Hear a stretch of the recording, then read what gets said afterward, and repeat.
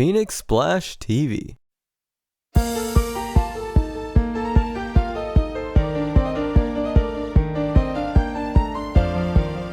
Well, hello there ladies and gentlemen, and welcome to another Shenmue theory.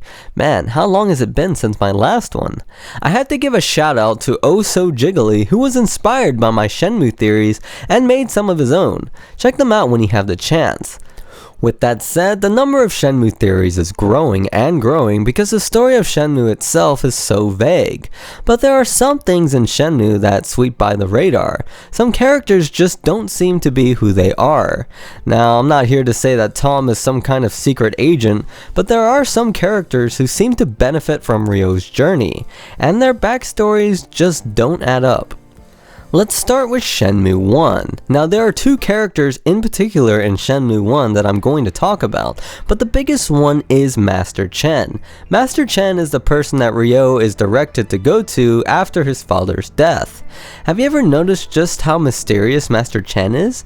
According to the Shenmue lore, Master Chen deals with China. You know, antiques and whatnot. But that just doesn't make any sense. Why would someone who deals with antiques pretty much be at war with the main villains of the game, the Mad Angels? Now you could argue that it's the harbor, and the Mad Angels make every harbor worker pay a tax for, existing. But according to Terry, he says that Master Chen is in the way. He's in my way. Your way? As long as Chen's around, we won't be able to gain total control of the Hong Kong route. The Mad Angels deal in drugs and contraband, so why would a drug dealer be in competition with someone who deals with China? And why would Master Chen stop them from gaining control of their market? Could Master Chen be dealing with drugs? I think it's probably bigger than that. Keep in mind, Master Chen knew who Lan Di was and the Chiyo Men, so it's pretty clear that Master Chen is more than just someone who deals with antiques. Could he be dealing with drugs? Maybe. Whatever he does deal in somehow interacts with the black market. Let's jump to Shenmue 2 for a little bit. We all know Joy, right? Didn't you find it a bit odd that Joy just happened to almost crash into Ryo like that in the beginning of Shenmue 2? She even acts like a guide for Ryo throughout Hong Kong. And even though she has no connection to the heavens and no connection to Don Yu, the main villain of Shenmue 2, she still follows Ryo to Kowloon. It's as if she's keeping an eye on him. Some Shenmue players might not be aware of this little Easter egg, but it's actually confirmed that Joy is the niece of Master Chen. What a strange case of coincidences. The niece of Master Chen just so happens to bump into Ryo and befriend him immediately after Ryo gets off the boat onto Hong Kong. We all knew Guizhong couldn't make the boat trip because of his leg, so it's easy to put together that Joy went in his place, ultimately keeping an eye on Ryo for Master Chen. And here's another thing about Joy. Have you ever noticed how people act around her? She seems to get whatever she wants, almost like she owns the place. Cut it out, guys!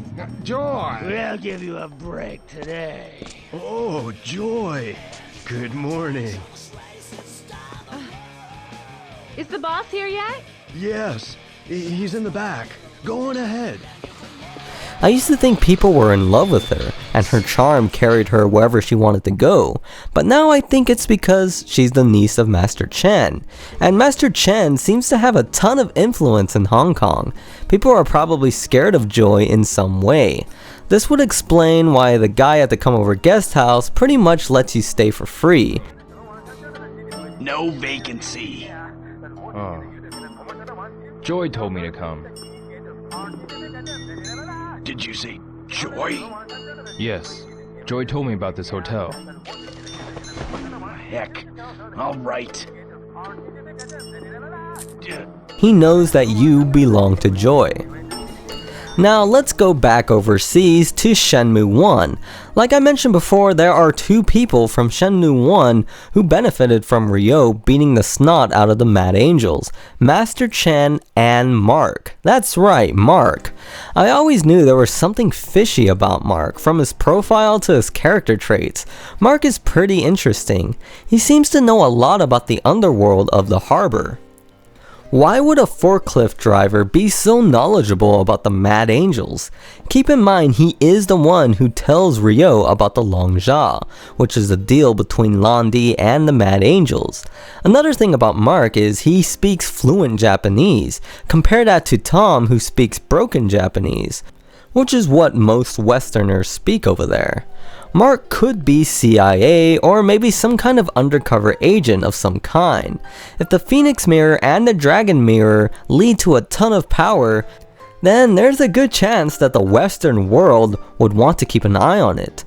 If you still think Mark is just a simple harbor worker, then let's look at his Shenmue profile in the strategy guide. Mark met Ryo in the workplace. Contrary to his appearance, he speaks fluent Japanese. Mark is a warm, quiet person with a strong philosophical character. He often spies on the underworld elements of New Yokosuka Harbor for some unknown purpose.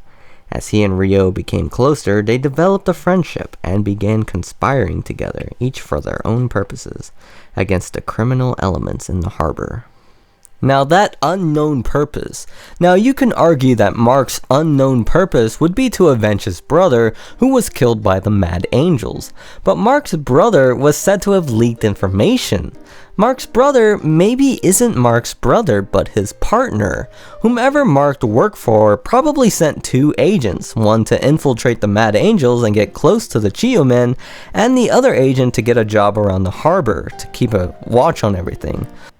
Of course, he got sidetracked and started holding illegal forklift races, but I digress. With that said, I have a feeling we haven't seen the last of Mark. I think he has a bigger part in the Shenmue story. Now this begs the question, if Shenmue 1's mentor character is using Ryo, is Shenmue 2's? Let's start with a fact. Master Chen is the one who sends Ryo to Shuing, yet we never hear Shuing talk about Master Chen. I always found that to be strange.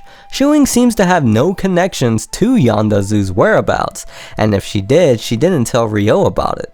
Personally, I think Master Chen sent Ryo to Shuing for training. I like to brag about Lan Di being the most powerful villain of all time because we've never seen him get hit, but he has to share that throne with a good character, Shuing, because we never see her get hit either. Maybe deep down, Master Chen wants Ryo to take on Lan Di, so he sent her to Shuing, the only person who could probably take on Lan Di. Of course, Shuing doesn't agree, but she still trains Ryo in a way for him to find his calm. Does Shuing know the legend that Ingrid talked about in Project Cross Zone 2? Maybe, who knows. Either way, she did successfully help him find his calm. That's how he was able to beat the unstoppable boss of Shenmue 2, Don Yu. Calm. That is the state of the serene mind. Like a polished mirror. This'll finish you off!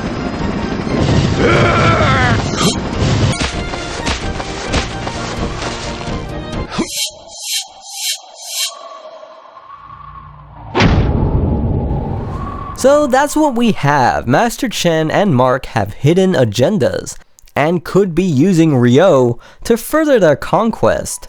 Of course, there's a third person using Ryo, of course, that would be Ren.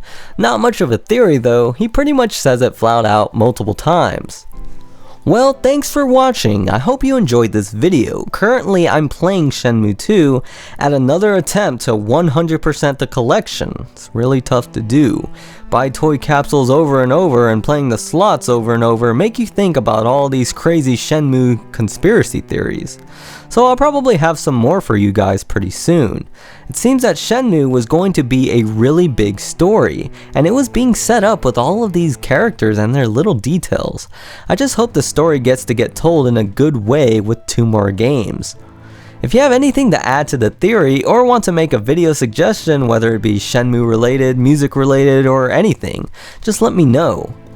Anyways guys, this is Game Analyzer, signing off.